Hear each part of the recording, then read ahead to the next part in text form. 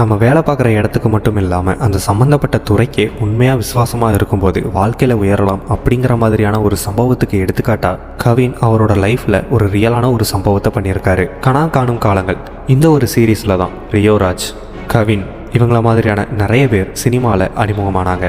இதில் ரியோராஜும் கவினும் கனா காணும் காலங்களை முடிச்சுட்டு அடுத்தடுத்த சீரியலில் அவங்களோட எஃபோர்ட்டை போட்டு நடிச்சுக்கிட்டு இருந்தாங்க. அந்த டைமில் தலைவா படம் ரிலீஸ் ஆகுது. ஆனால் சில பிரச்சனைகள் காரணமாக தலைவா திரைப்படம் தமிழ்நாட்டில் ரிலீஸ் ஆகாமல் போக ரியோராஜ் அவர்களுக்கு திருட்டி விசிறி கிடச்சிருக்கு.